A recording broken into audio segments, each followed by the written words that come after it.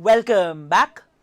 Coming on to the last part, coming on to the last module of this particular chapter, I'm going to teach you how to write down a chemical formula with respect to something that we have called as the crisscross method.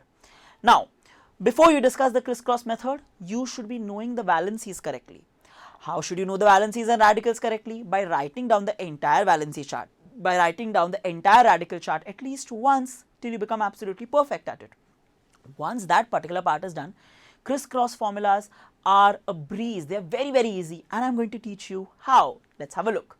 So, we will always have the metal to the left. It will have a valency of 1. Okay. We will have a non-metal to the right, and that is categorized as valency 2. Now, why do we call it as the crisscross method? Because the metal will then get the valency 2 which came from the non-metal, and the non-metal will get the valency 1 which came from the metal. So, we have a crisscross method over here, and it is actually much easier than what it looks onto the screen right now. It will come once we give out the examples. Let's begin. Okay, so steps for writing a chemical formula. Step 1. We are going to discuss the formula for sodium sulfate. For sodium sulfate, it is Na with a charge of 1 plus, SO4 with a charge of 2 minus. So, now take NaSO4 just the way it is and write it down, NaSO4. The 2 of sulfate will go to sodium, so Na2.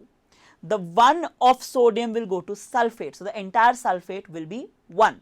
In that case, it is going to look like a crisscross method, and the final formula is going to be Na2SO4 for sodium sulfate, right? Who do we have next? Formula for potassium hydroxide.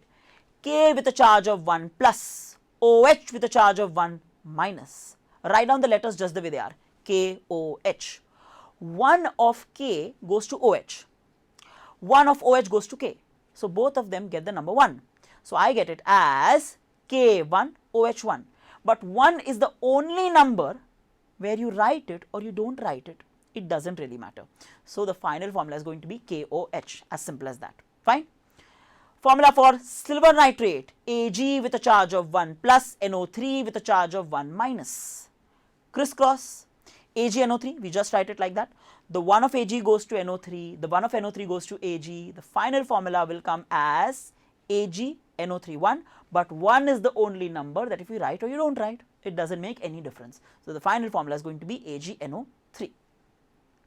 Next, formula for zinc nitrate, Zn with a charge of 2 plus, NO3 with a charge of 1 minus. First, just write down ZnNO3, just the way.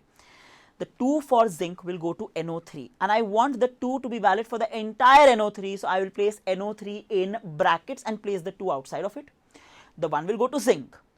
Even if you don't write it, it's perfectly fine. So, what will be the formula?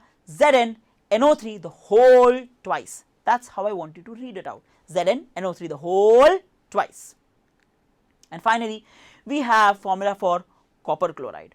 For copper chloride, what are we going to do? Cu with a charge of 1 plus, Cl with a charge of 1 minus. Write down all the letters, Cu, Cl. The 1 of copper goes to chlorine, the 1 of chlorine goes to copper. The formula becomes Cu1, Cl1.